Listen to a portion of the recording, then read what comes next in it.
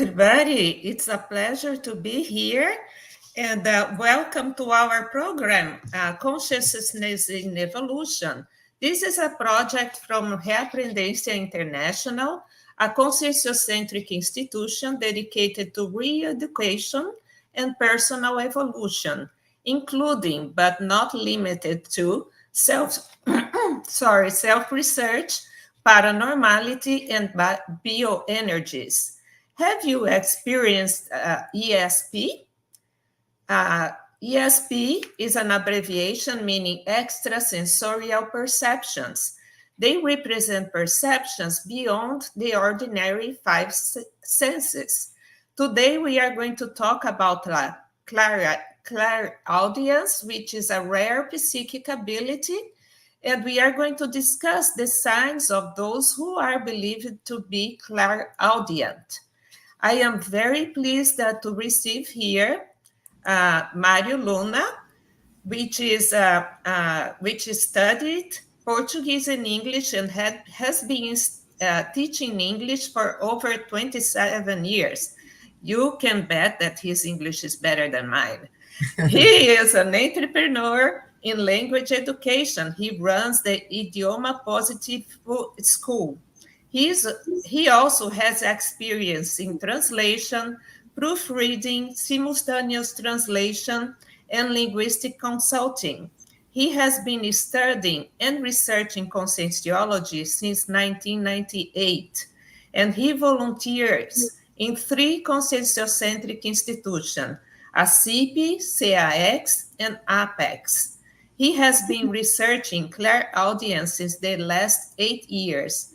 So please, Mario, with further delay, let's talk about it. It's a pleasure to have you here. Thank you, Anna, for this introduction. You were very friendly and sympathetic with your comments. Very nice indeed. Well, let's talk about clairaudience, which is a topic that I started actually studying, and we're going to talk about it, right, since 2016, around that. Yes. Thank you very much for the invitation, for having me here talking about this. This is a project that is coming out also as a course and a book that I am currently writing on the subject, right? So thank you very much, you and all the people from at Reaprendência, right, for this opportunity to spread out my ideas in my research. Let's start with the next slide. Yes, our topic is perspective on clairaudience, right? So you have some objectives today, which is the first one, general and specific characteristics of the clairaudience phenomenon itself, understand clairaudience in multidimensional scenarios, and the pro-evolutionary benefits of clairaudience in self-research and recycling process, right? Okay, this is basically what we're going to talk about, but feel free to ask your questions anytime you want. Let's go for the next slide, please. Very important to say, principle of disbelief. Don't believe in anything, not even in what we hear here in this conversation, this presentation today, right? Experiment. It's important for you to have your critical thinking about what is said. Have your own experiences. Moving on to the next. Okay, so let's get down to own business now, to a topic today, which is the definition of clairaudience. What is clairaudience? Clairaudience is the part perception of the auditory perception beyond the biological limits of the auditory system, right? It's a parapsychic ability, essentially a mnemonic that is produced by one's own consciousness, right? So it's the ability to hear. Then we're going to talk about it. We're going deeper on it soon. It's the ability to hear sounds that are not commonly captured by the natural hearing process, which is made by the physical ears, right? You go beyond this. So you hear sounds and voices and messages from other dimensions, right? The etymology of the term comes from the Latin language, right? Clari comes from clarus, which means manifest, evident, clear. And the term audient also comes from the Latin language, audience. The present participle of audire, the Latin language, that means to hear or to listen. The term was originated in the 19th century. Let's go to the next one. Introduction. People, clairaudience is also called extraphysical hearing, extraphysical listening, para-hearing, and parapsychic hearing, hearing of the para-voice. What clairaudience is not: intraphysical hearing, intraphysical listening, deafness of the para-ears, extraphysical deafness, hearing of the physical voice, right? We're not talking about an ability that expresses itself in the intraphysical realm, but in the extraphysical one, right?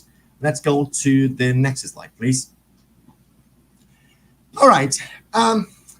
When we talk about parapsychic ability, it's important to consider how we relate to this ability, how we relate to the ability that we want to pursue outside of the body or connecting with the other dimensions than yours, which is the importance of knowing how to listen.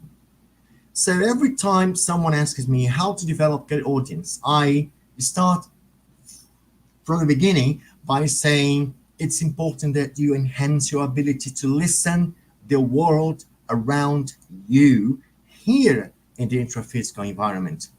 It's important to consider how we can further explore the auditory capacities of the physical ear. How do you listen? Or how important is for you to listen and to hear? Do you consider what you hear? Do you pay attention in what you hear? In English, there's a difference between to hear and to listen. To hear is when we just capture sounds and we identify these sounds, right? We hear messages. I can hear the airplane flying over, or I can hear the birds. But listen is when I pay attention. So in this conversation today, I will distinguish, right, the concept of hear and listen. Listen is when we really pay attention to. Possibly you are now listening to me, okay? So because you are paying attention to what I'm saying. So I would start by saying this, the importance that we have to take in hearing and listening to things in the intraphysical environment. Anna. I have a question here because being a physician and here in the US, I am a nurse. Hearing it's like you said, it's something that is just en passant and just happens. Mm-hmm. But we have to train actually having the active listening ability, because whenever you listen to the patients, you are able to extract so much and to solve so many problems just from paying attention. And it's incredible how a lot of doctors I know, they are just in the computer, they barely look to the patient. And how do they expect to make a good diagnosis if they don't pay attention, right? And one of the questions that I have for you is that sometimes people say that they hear voices in their minds. For me, this would be like schizophrenia. But would it be possible to be clairaudience as well? Listen, we are talking about here, when we talk about schizophrenia, we are talking about, I'm going to say this, it's a disorder, right? Schizophrenia is a disorder. It's a mental disorder. So in it, as a disorder, it has some symptoms. And then I studied schizophrenia to understand exactly what's the connection that people have with this, right? Because I was really sometimes mind-boggling. I couldn't understand very well what they meant by having these misconceptions of clairaudience and schizophrenia. Mm-hmm. Well, I found out that we have 11 types of schizophrenia, and just 2 of them, because there is another one that encompasses lots of other symptoms, because we have different kinds of schizophrenia. One of them, people report hearing voices in their heads. And this is one of the misconceptions about clairaudience, because when we are clairaudience, we don't hear sounds in our heads. We hear sounds here, like someone talking to you. You can even say where the context or the consign projected, as it might happen, is the position of them, right? You can position the communicator. Where is the communicator? You can position that. It's not in your head. So I believe that the first misconception is understanding clairaudience as hearing voices in our heads. I believe that basically this is something to be connected or attributed to telepathy instead of clairaudience, because telepathy, it's like the way we talk, right? When we are outside of the bodies, connecting to help us or more evolved consciousness, the message is done telepathically. So we usually have this kind of message coming through our minds. So that's basically what telepathy is, not clairaudience. So for me, there is no point in mixing them up, but in the book I'm writing more about it, and it had it very clear for people not to get confused among these situations, right? Perfect. It was very clarifying. Thank you. Good. So let's go for the next slide, please. Very nice. So here we have some traits of sharp hearing, right? So I want to be a clairaudience. If you have decided this, or if you want to develop this, it's important that we start training our hearing, our listening capacities and skills here in the intraphysical environment. So what can we do for that? So I listed here some of the traits that we can acquire by training, right? And some techniques that I'm going to talk about very shortly. One of them, great sensory attention focused on hearing. For example, for me, it's a lot better when someone talks to me instead of sending me messages, right? I grab the information a lot easier when someone is talking directly to me than writing or anything else. That's the reason why on WhatsApp, I like a lot more when I can record a message to someone or when someone records a message to me. The senses are more sensitive to voices. So you have this as one of your practice. You like to listen to people. You like to listen to things. Be a natural good listener, as Anna said. Do you pay attention when people talk to you, right? To have an active listening. Having a good musical ear, that's another thing that's important. So there is techniques for you to enhance your musical ear. You have to listen to music. If you don't like that much, so you should enhance it more, because the music is really effective when we want to train your paraperceptions, your sensitiveness. You get more sensitive when you can distinguish the music frequencies, the sounds of music, and harmonies and harmony sound structures. So listen to music is a good exercise to enhance your listening capacity. Listen to music carefully and attentively, right? Having greater retention of mnemonic logic through hearing. This is another thing that you usually have when you train your hearing. Educating active listening, that is listening attentively to the interlocutor, right? Is really pay attention to people, what people are saying to you. Okay, let's go for the next slide. So listen, this is some things that I consider important if you want to enhance your parapsychic abilities, right? Because you cannot enhance your parapsychic abilities if you don't enhance your hearing abilities here in the intraphysical environment. So how can you pretend to have this in the extraphysical if you do this here, if you don't do this here, right? So if you want to plan to enhance your listening to other dimensions, so you have to enhance your listening in this dimension, right? Let's go to this question. This is a very good question, right? Are you a good listener? Just letting you think more about it. Are you a good listener? What usually happens, and what I usually see people talking is when you are talking to someone, right, especially when you are having a discussion, when you are talking about this, or when you are disputing an argument, or when you are disputing an idea, do you take advantage of the other speech time to think about the response you will give? That happens quite commonly, right? So, and you get distracted because you were thinking about your next words. You are thinking about what you are going to say next after the person just says their opinions. So, but at the same time, it sounds like what the person is saying is not important to you, because actually you just want to say what you want to say. You are not paying attention to what the person is saying to you.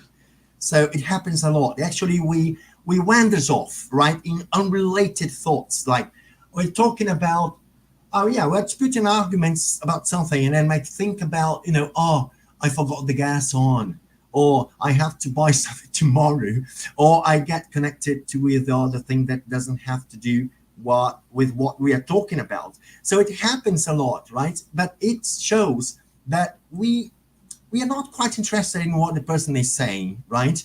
Because we don't agree with them, because we don't want to have the time to think about what the person says seriously, so you can have your own opinion. So when we are not a good listeners, what usually happens is that we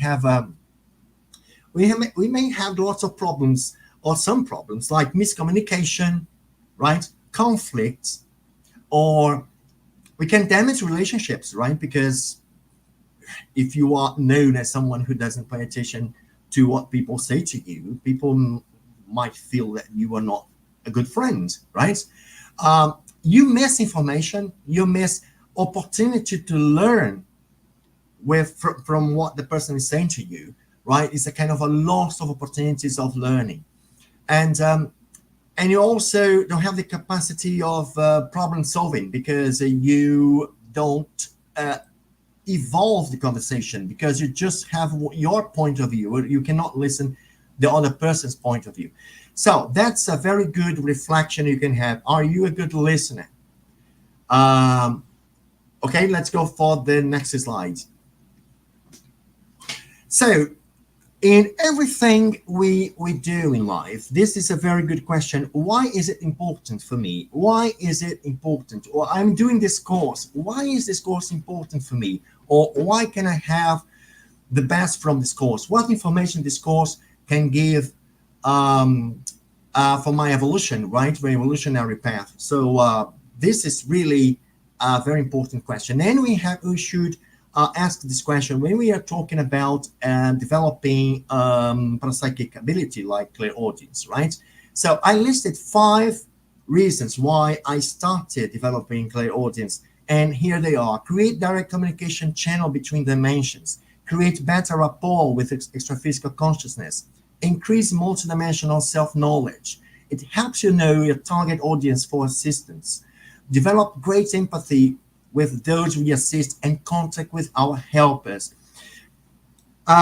Okay, looking hindsight, I really remember when I started with this idea of developing my clairaudience abilities, I really thought about improving my communication skills, because I am a communicator. I like to be a communicator.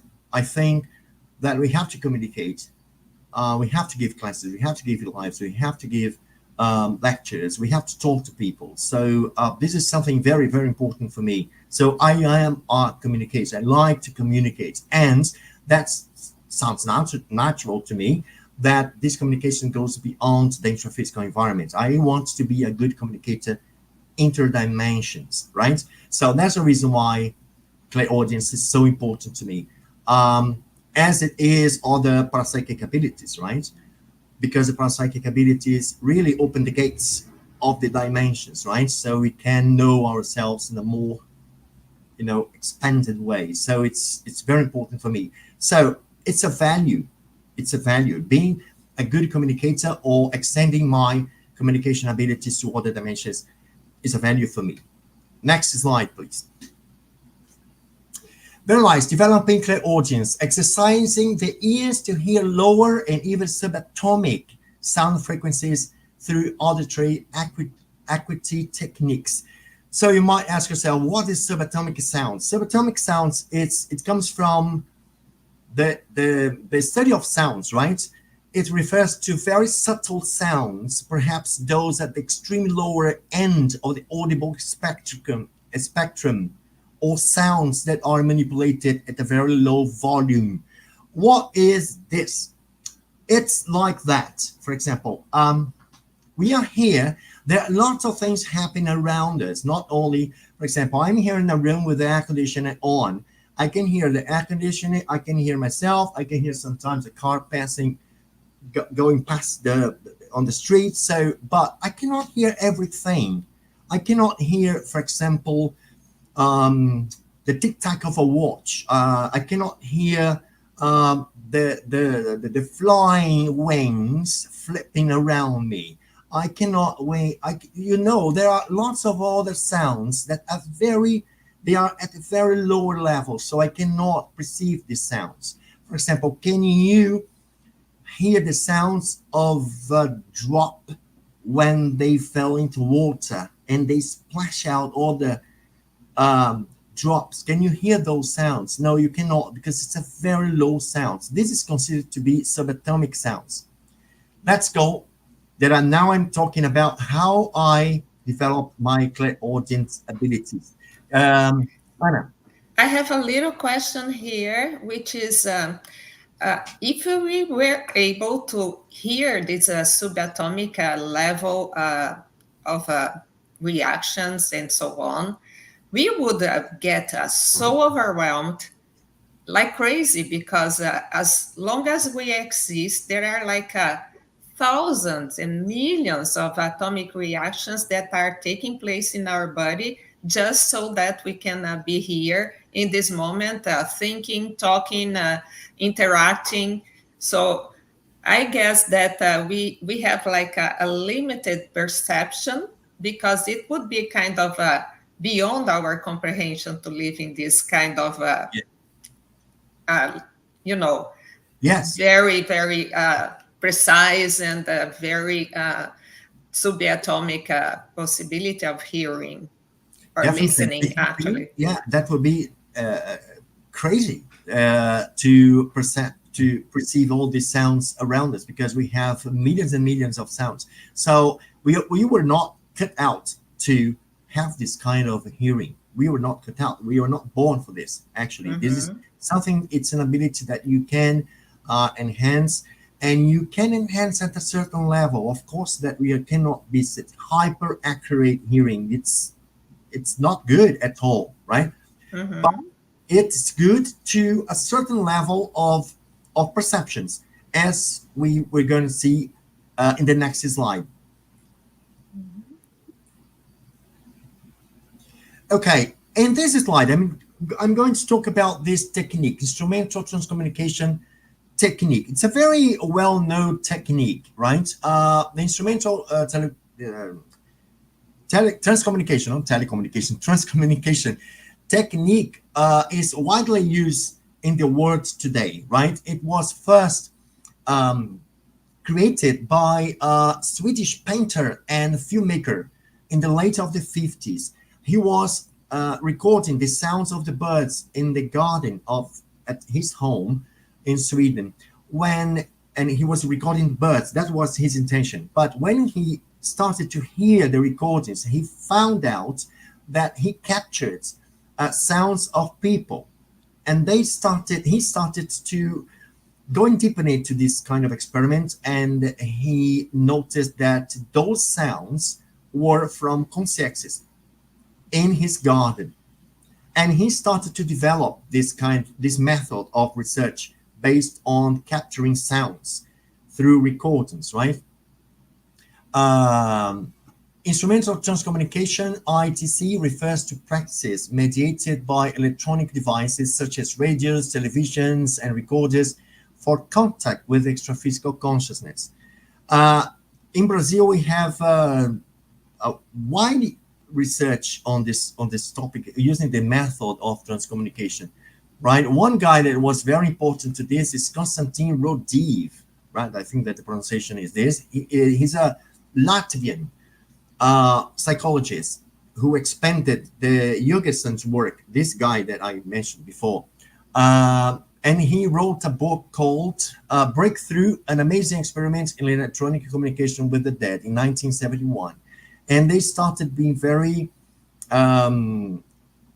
ubiquitous, right? All the word, everybody knew it. And it's technique. You may have lots of techniques. I also will tell you today other techniques other than ITC, but that was the one I used totally by chance. I used to work at a school and I used to record messages to myself in my cell phone because sometimes I could not write them down, so I just record them. And when I listened to this, right, when I heard this message, I saw other voices. Then I started like, what is that? And of course, I started to create some scenarios and pay attention to the sounds around or the sounds on the street, right? Because I recorded at school.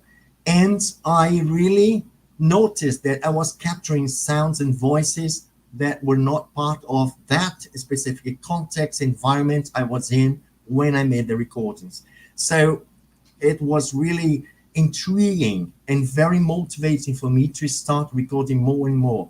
So I did this work for 4 years. I started in December 2013 until 2017.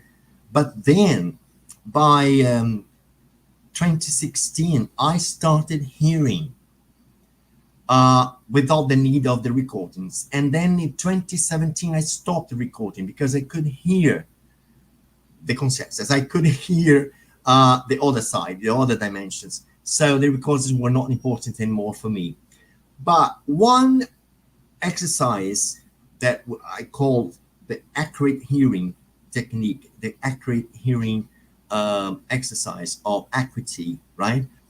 Hearing acuity techniques is because sometimes I recorded and I had to enhance the volume, sometimes 800 times more than the original volume to see if I could capture something. So the work of almost every day listening to these recordings and enhancing the sounds and trying to capture some sounds for 4 years definitely affected positively my para ears, right? With the ears of our para body. Okay, so if you understand very well what the para body is, this energetic body, the psychosoma, right? The body of the emotions is called by the spirit, the spiritual body, right? And then we have a replica of our physical body in our energetic body. And we have a replica of our ears too. So the para ears was kind of detached or prepared for being more sensitive to these sounds. And after 4 years trying to interpret hearing and enhance volumes, my ears had some change, in them, in this functionality, right? In this structure, the system, right? The hearing system changed, and it got to be a lot more sensitive because of this. Do we have questions, Anna? Yes, I do have a question. How can you differentiate between genuine clairaudient experiences and ordinary thoughts or even imagination? How how Yes, can you do that? that's a very important thing, because when we are here in the intraphysical environment and even outside of the body, right? Lucidity is something that we are always pursuing to get it better, better, and better. We're struggling to have a better lucidity. And that's a very good question indeed. The thing is, you have different levels of clairaudient messages, right? When we hear someone from other dimension, you have the level A, which is the message is uttered in the same pattern and volume as our message. It's a really human voice, like Mario. this is a human voice. It's a very clear. It can happen. Others are more subtle, and others are even more subtle. So you have a difference between, timbre and tones. We're going to talk about this today when I show the characteristics of these voices and how more or less they come to you, or what kind of connections you have with those consonants, and how they use the energies of the laryngeal chakra to communicate with you. So there is some skill for this. It's not every consonant who is able to communicate as efficient as we are. So we have different levels of clarity. Over the years, when it's a class A communication, when I hear the voice of a consciousness beside me, and it's very clear, there's no doubt about it, right? But sometimes it's very low sometimes. So depending on the situation, I may consider or I don't consider. So it depends on the situation and the message, the quality of message. Some of messages I just disregard. Other messages has to do with some context I'm going through, or some moment of my life, or some recycling I'm doing. So what I usually consider is how important, effective, and useful the message is, right? Because you have different kinds of perceptions, right? Not only our perceptions happen towards those consciousnesses who are talking directly to you. You may also hear messages of consciousness talking between them or among them. So we have different kinds of situations. So this is the method I use is when it's very clear, it's undoubtedly a message coming from a consciousness, because the voice is clear, because the timbre is here, so it's clear, and so forth. So this is the way, but it's just a matter of experience, right? Because you are going to live and you are going to cut off some situations that don't say much to you. Then you are going to be more experienced in this filter and this filtering, right? Okay, can we go to the next slide, please? So prime stances for strengthening clairaudience, right? Prioritizing parapsychic development. If you prioritize your parapsychic development, then you have an extra will, an extra strength to develop your clairaudience.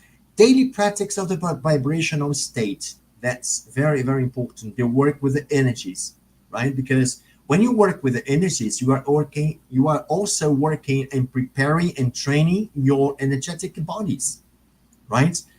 Your energetic bodies, you will make it more adaptable to these communications, more sensitive to these communications, right? The application of auditory acuity techniques, as I said, right? Focus and persistence in listening practices. Keeping a paraperceptual logbook. Write down everything. Write down the message you receive, what you hear, what is important. As I said, sometimes you disregard lots of messages, but sometimes this message has to do with you, and it must have a very logic and reasonable connection to your life, to what you are going through. So this is sometimes very useful message you can capture. Engage in parapsychic exercises, so you can practice your parapsychism or your parapsychic ability or skills in the dynamics that we do in the CEAEC, right? In Conscientiology, we have dynamics here in Foz do Iguaçu, right?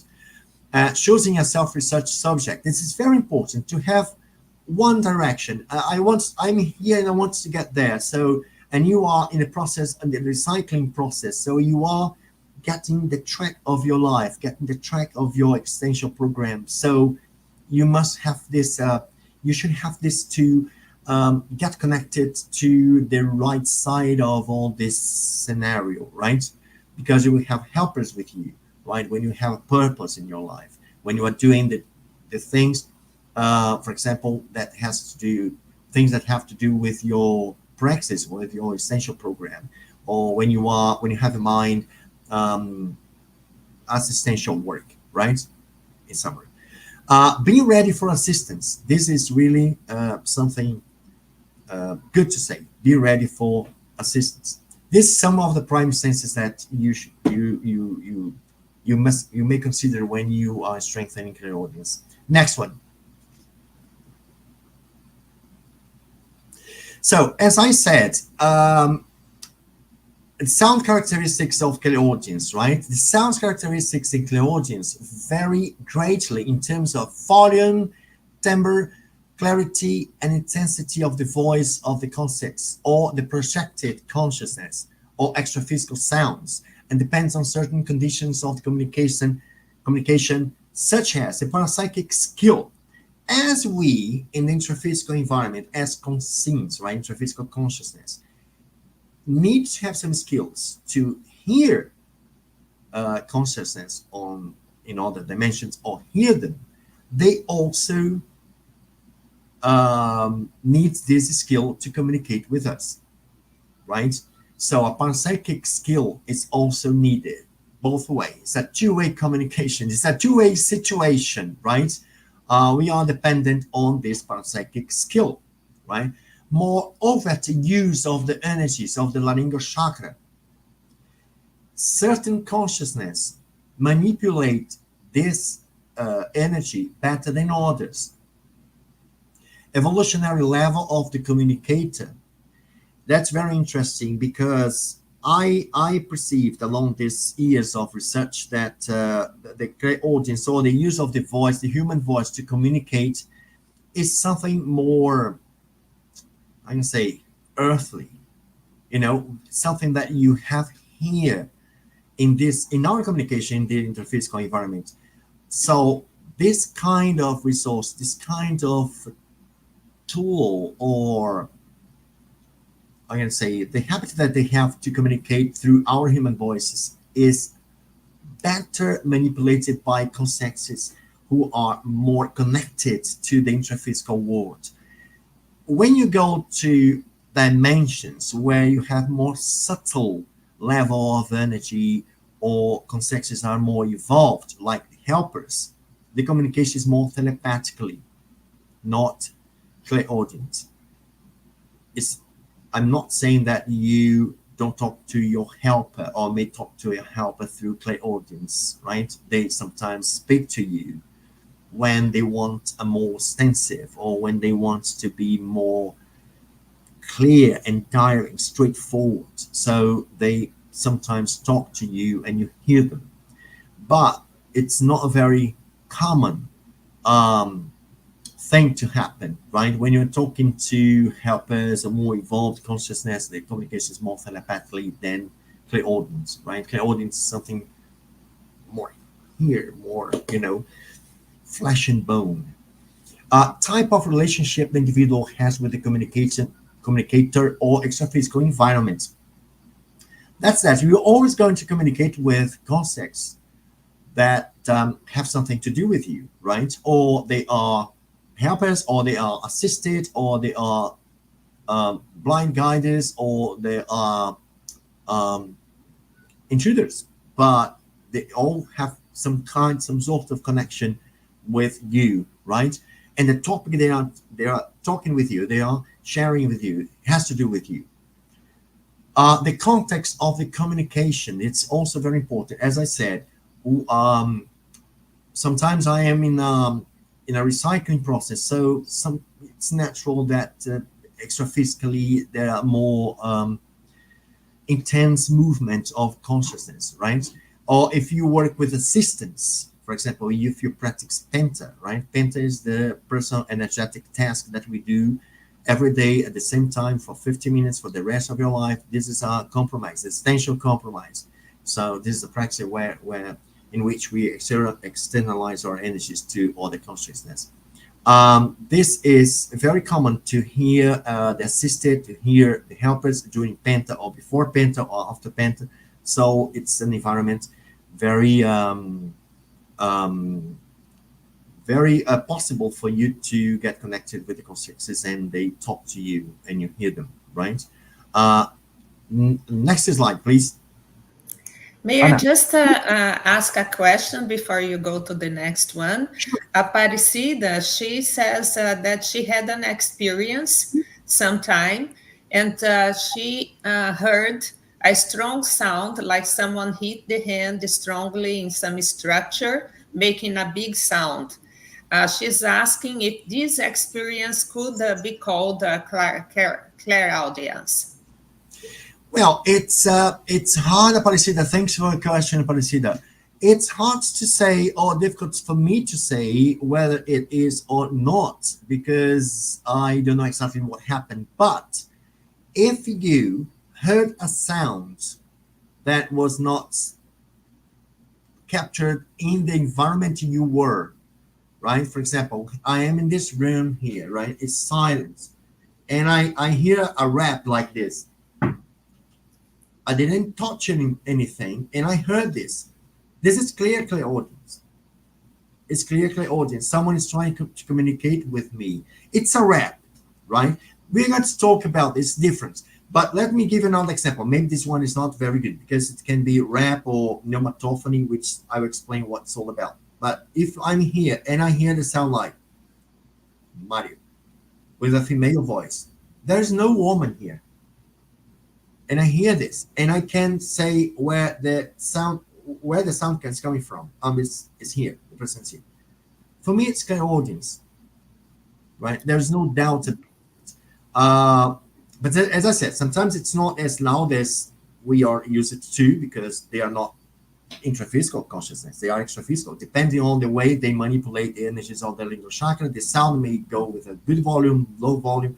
So it's really a matter of experience for you to have the discernment to distinguish this is that. It's a kind of we are always in a trial to get it more accurate. The more but the more we go through this experience, the more accurate we get. There's no other way.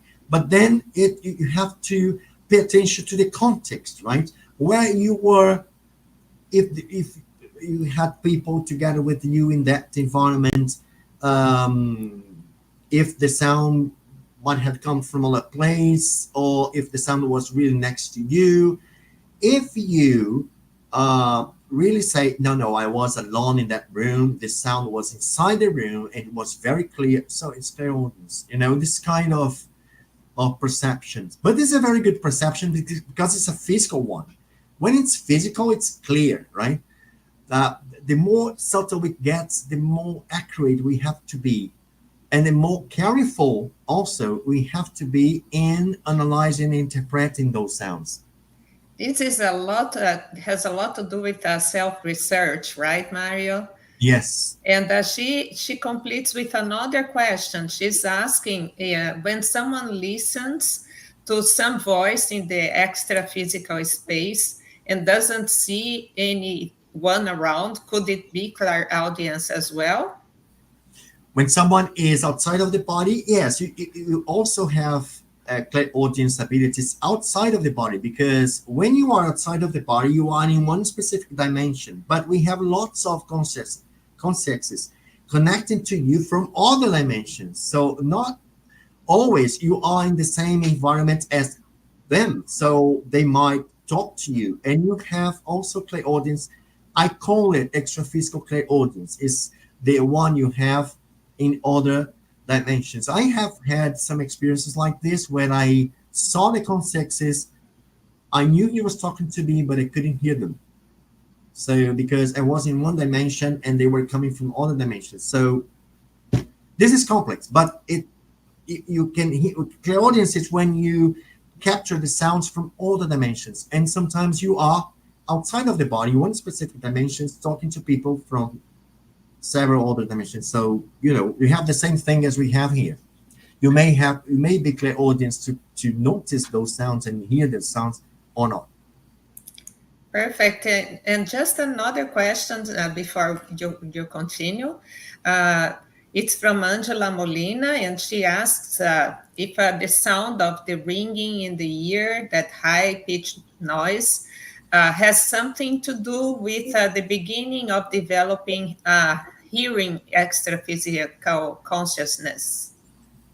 Well, when we are talking about clairaudience or any other parapsychic ability, Angela, it's difficult to diagnose because lots of things may be involved in this kind of things. For example, my son had an issue with his hearing, and he had this high pitched noise in his hearing. But in his case, was a physical problem, not an extra physical problem.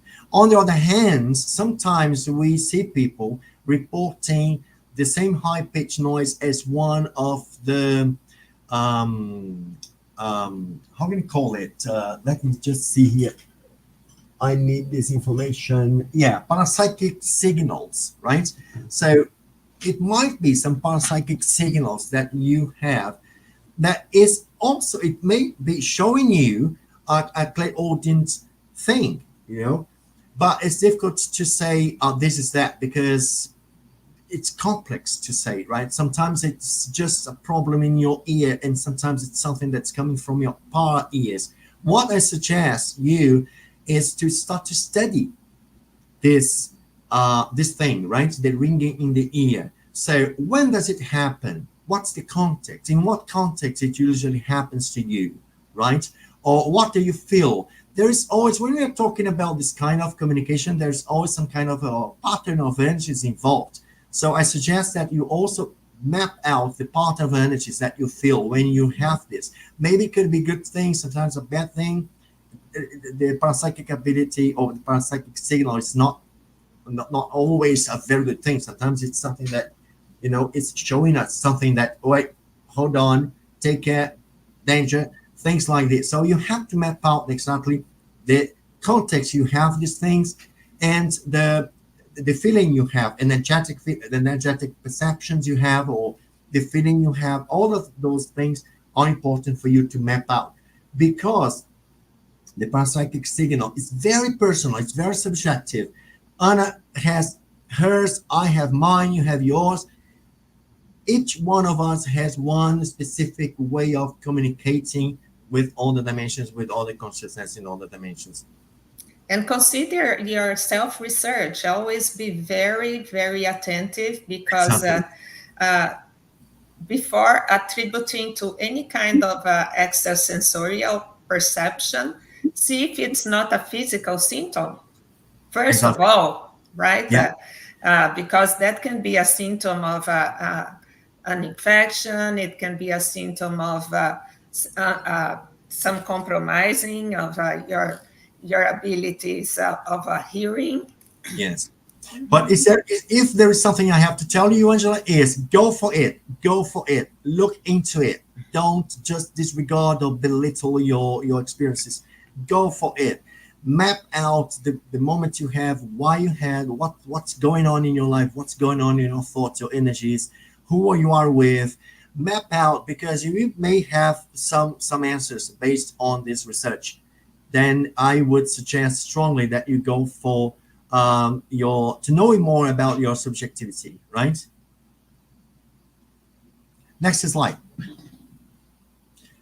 Oh, you're going really fast. It's almost 11 minutes to go. Okay, let's go. Increasing clairaudience in everyday situations.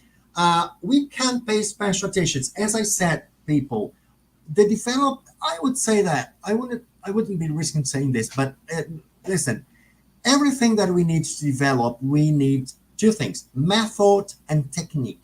So you have to create a method and your techniques to enhance your things. And we have, through these techniques, to pay attention to certain contexts of our life and certain things we can do in our everyday life.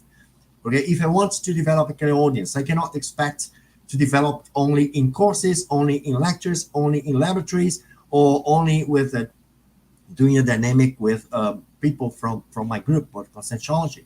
We need to adapt these tools and resources to our everyday life. And I suggest some of them because it worked a lot well with me, right? So I'm telling you because I've been gone through it, and I attested that's very, very effective, right? For example, listen to white noise. You know white noise? White noise is noise that it's permanent, it's standard, it's flat. It's like the noise of the air conditioner, the noise of the rain, the noise of any machine is a white noise. And even in the shower, I remember Professor Valdo Vieira saying that when he wanted to enhance his clairaudience, he just opened the tap to let the water flow, and then with the sound of the water, he could hear better. Yes, that's right, because the water produces white noise. So white noise is a very good kind of noise to get your para ears disconnected with your ears, right? It kind of relaxes your para ears, so you're more able to hear subatomic sounds. Or sometimes they are not subatomic, but you may be in a state of relaxation. So try to have your accurate hearing when you are relaxing. Just go inside, but also keep your perceptions open to the sounds around you. It's another thing that's very important, because sometimes when we are mobilizing energies, we are too concentrating our energies in your inside, in your inner, right, body of energies, right? But also when you are working out energy, it's important to pay attention to the sounds around you.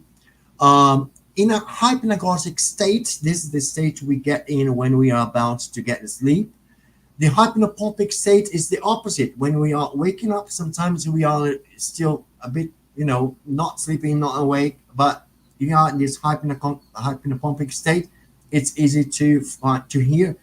Also, when returning from an out-of-body experience, during an event with great ectoplasm release, the ectoplasm plays a special role in the parapsychic events, right? Parapsychic abilities. So if you work on your ectoplasm, you will have a better clairaudience, right? In assistential environments, such as in Penta, as I said, sometimes I hear consciences before Penta, during Penta, and after Penta. So the Penta reunites, lots of consciences. So it's sometimes easy to hear them. And in pathological environments, of course, because in pathological environments, you are dealing with people who are still attached to this intraphysical world, and they manipulate the anemic energies very easily. So it's easy to communicate with this kind of consciences, right? Next slide. Good. Different ways you might experience clairaudience. As a complex and comprehensive auditory perception phenomenon, it involves different types, characteristics, and classifications, all essential for the parapsychic understanding of the multidimensional reality.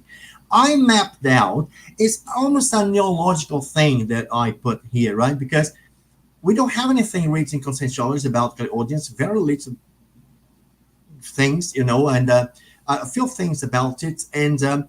And the books that we have in society and written so far are not so good as I expected. There's lots of mystical things involved, and this idea, this more scientific approach, it's not very usually seen.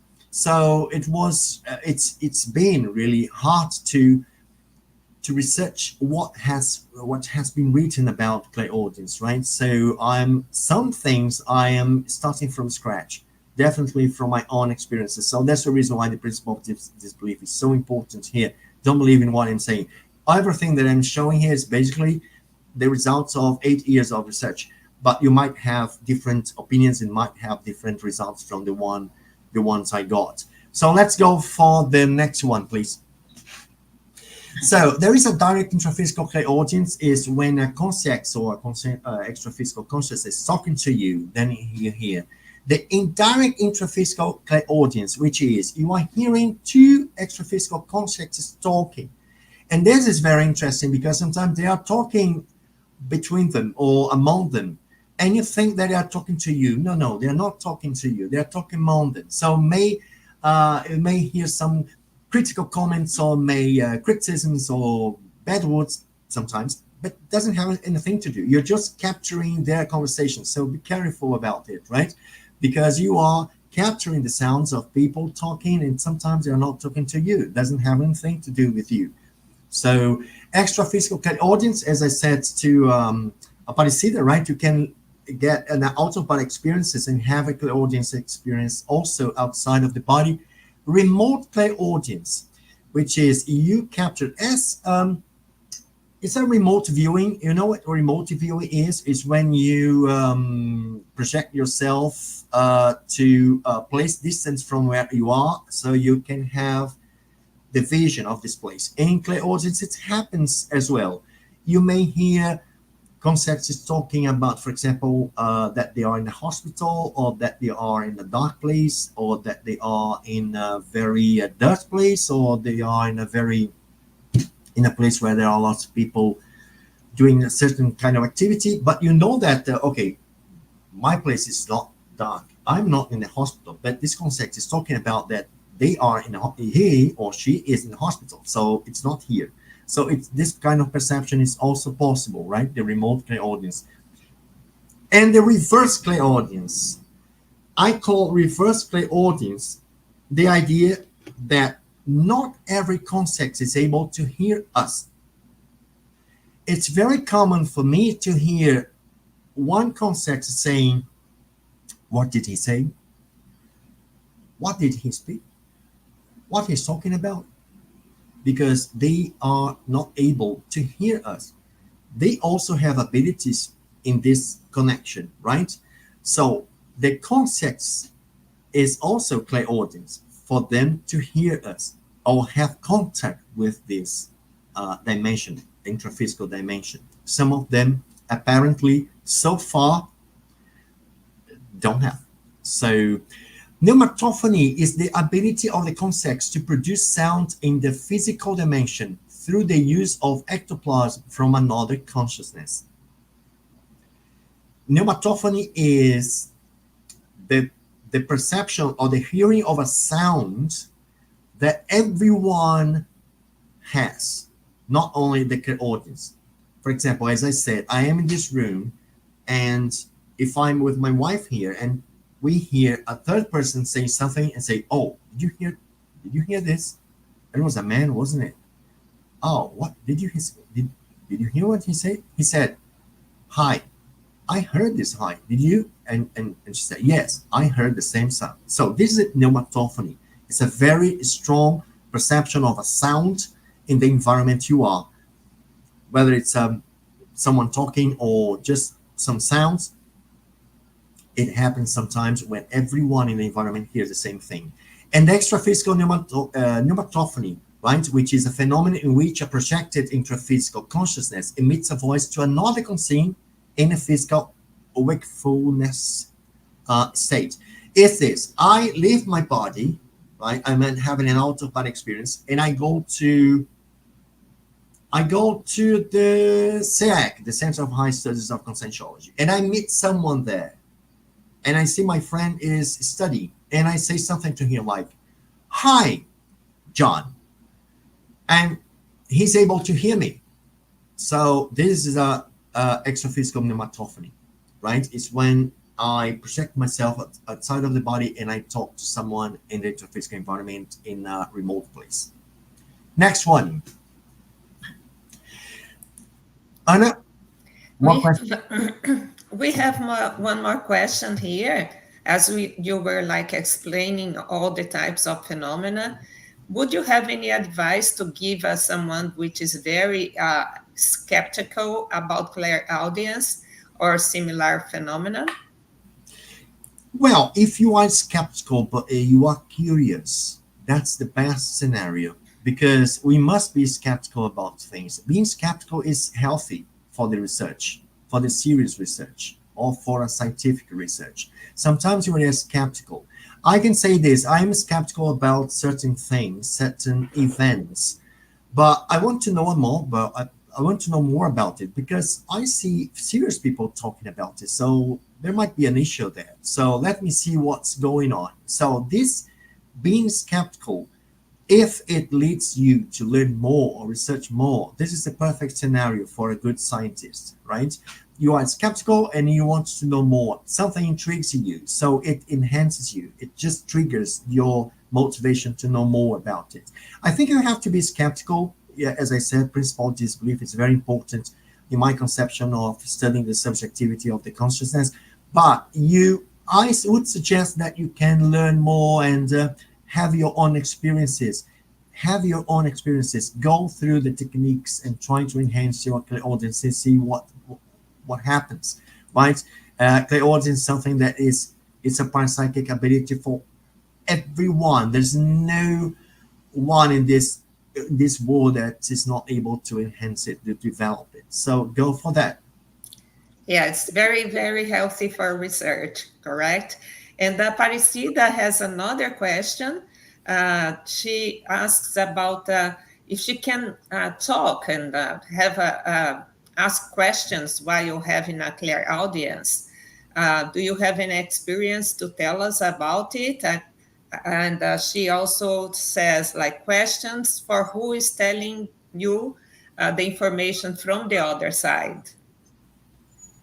Yes, it's not very common because it involves a lot of ability from the contexts to keep the communication or to keep the energies of these communications on because it demands a lot from them. It demands a lot of skills from them to manipulate my energy and continuously. So it's a rare phenomenon. But I had one, and it was very interesting. It was a man. I knew them. It was my husband, my wife's ex-husband, my wife's former husband. He died last year, and this year he appeared for my Penta, right? In my energetic world, the one I said, Penta personality energetic test.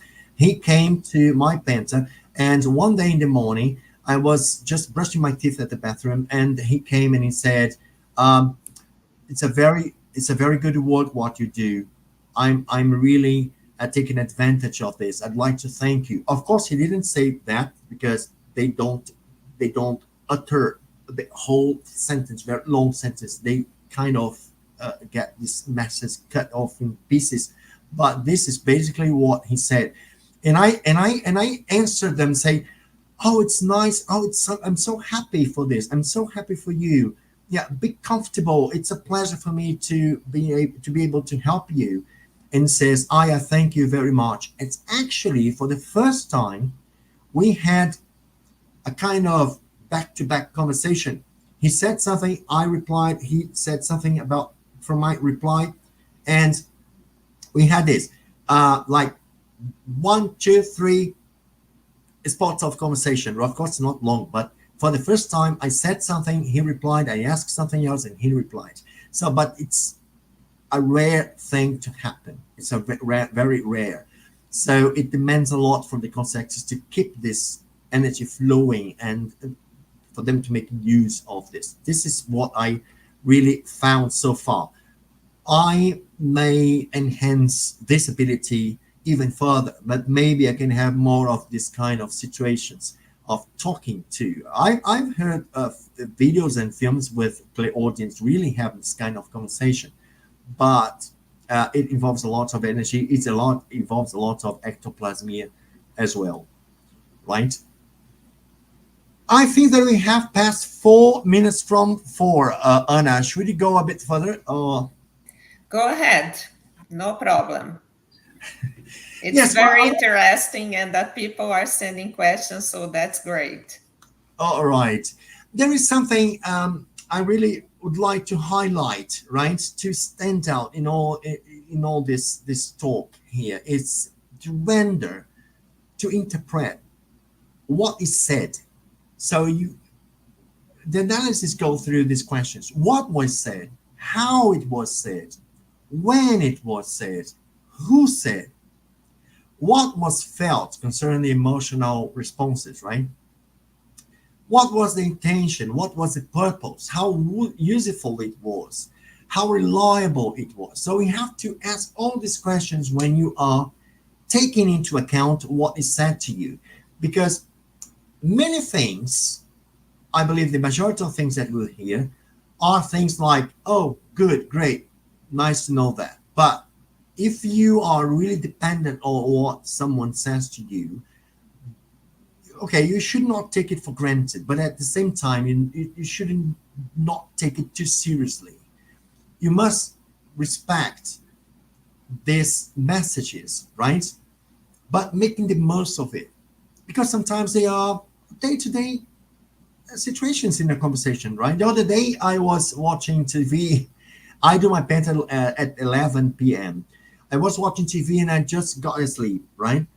I got asleep at my Penta time. I was right in time for Penta and I got asleep. And a concept came and said, he got asleep.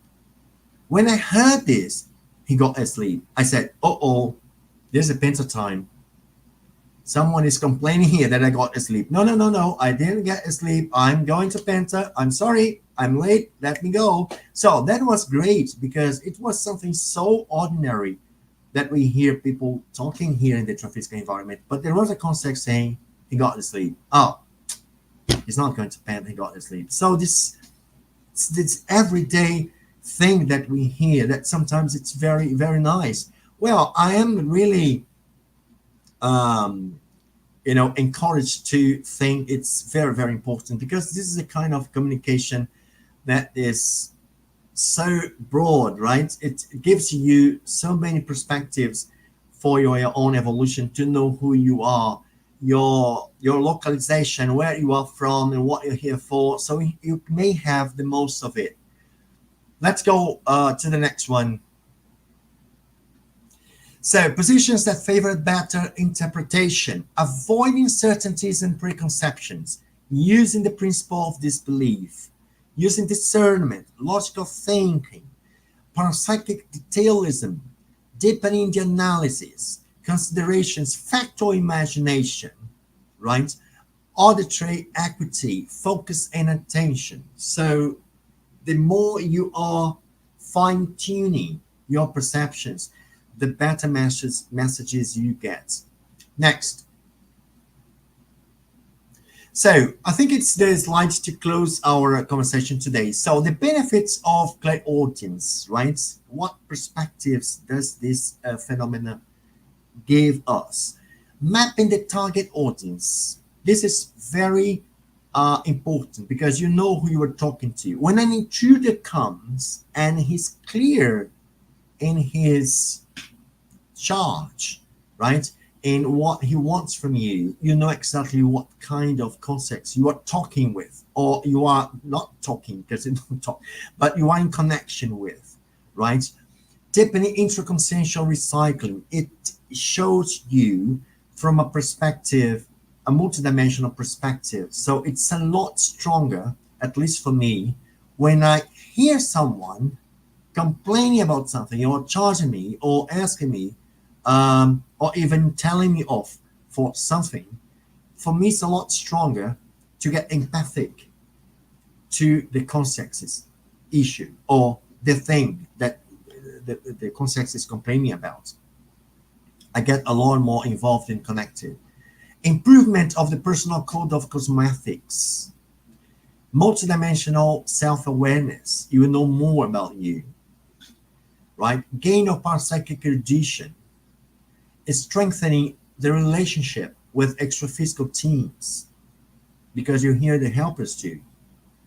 De-dramatization of extraphysical pressure, because the extraphysical pressure actually means the intrusion process, right? You say, oh, there's an extraphysical pressure, I'm feeling bad. Yeah, but what we are doing, you are in a de-intrusion process. You are in a cleaning process of your energies, and you have to deal with the consequences that are still in your psychosphere. So you have to work with this scenario to help them, to assist them, and it causes pressure. So when you have the idea of what is really going on with you and why it's going on, sometimes not exactly why, but what is going on, who are there, and there must be a very a reason for that, a very serious reason for that. So you get more like, that's that. Let's work with this. Let's accept it. This is necessary, and building empathic assistance with those assisted, right? We may hear, sometimes we hear through the grapevine, like, this guy needs help, or this guy needs assistance. This is one thing. You may be empathic to it, but when we are connected with them, when you see them or when you hear them, when you feel them, you get a lot more involved with their issues. At least when you are assistance driven, when you are driven to assistance, when you are assistential. If you are assistance, you care. This is one point of being assistant, is when you care. When you care about the orders, when you care about the process that you have to work on, right? It's important for me to go deeper and deeper and deeper in my whole story, in my situation, evolutionary and situation. But I don't know how deep it is or how far I can go. But it doesn't matter. Let's do it step by step, working out what have to be done. And this is something that is clear for me, that there's no other way to evolve, right? So whoever might come, or whichever demand these concepts bring, doesn't matter. Let's work on this. Let's be more empathic to this kind of rescue, right, and recomposition. And this is what the clairaudience or any other kind of a parapsychic ability gives you, is the opportunity to have a broader communication with those who are not in our dimension, intraphysical dimension. Let's go for this question. Yes, that's the last question that we have in terms of cosmoethical implications or considerations. What should we be following during the study and practice of clairaudience? That's a very good question. Cosmoethic implications, yes, definitely. Because when you put yourself in the center of your studies, in the center of your interest, you will be exposed to this multidimensional relationship that we have. And you are going through, possibly, in a recycling process. You are pursuing to overcome a weak trait, right? And then you realize that when connected to the helpers, when connected to this essential stance, right? You have to be on the track of the cosmoethics. So it becomes so apparent, because when you do something which is not cosmoethical, you have the repercussions, I say, more strongly. This is my perception. Of course, we still have our thing, right? We have sometimes our anti-cosmoethical thoughts or anti-cosmoethical things. But when it's like open to other dimensions, and that is perceived, when you know that you're being watched, it causes you a kind of no, I cannot do this. No, I know the repercussions. I know that I've been watched, so I'm not alone here. No, I can feel it deep inside. There's no other way. I'm not gonna do this. Yeah, then it gives you a kind of a new principle, a new value. You know that you cannot do, and you start refining your behavior, refining your thoughts. It helps a lot in the cosmoethical, to reach a better cosmoethical pattern or level. So I think that it's a very important implication in it. Perfect. As long as we develop our parapsychism, we become completely nude to the extra physical world. So Exactly. it's very easy to be shameful about some of our anti-cosmoethical traits or anti-cosmoethical attitudes that we might have. So we learn every day about it, right? So we came to an end of our presentation, but it's not the only time that you are going to be listening to Mario, which is an excellent communicator. He is also going to be one of the teachers in our next course. And actually, our next live is going to be about the course, Fundamentals of Evolution. And it's a course where we are going to be asking several interesting questions and also answering them, because we are going to be developing and improving our evolution. It's a hybrid course, and it's going to be happening in the US, in the city of Roswell. Let me find here the banner here. And it has several classes. It's a total of 20 classes that we have part of them that are going to be in person and part of them are going to be online. So it's an excellent opportunity for you to develop your own parapsychism, your own cosmoethics as well. Right, Professor Mario? That's right. It's a very important course. This is an entry course, right? That Anna and I and all the very good teachers, Eliane Vosloo, Jacqueline Cohen, Patricia Barbosa, Marcel Pires, look at this team of teachers. And we'll be talking about these topics, actually 20 lessons, right, Anna? Yes. We have 20 lessons that are here exposed in the banner. And our next life is going to be approaching some of those classes, and also it's going to be exposing why we should study Conscientiology, because each of us, we have a story, how we got to know this science and how the knowledge of this science had impact our lives and made it better, and changed our environment and also changed our way of life. So I'm not going to tell everything, because then you are not going to be enticed to come next week, but that's what we have for now, okay? Just a teaser, just a teaser. Yes, that's correct.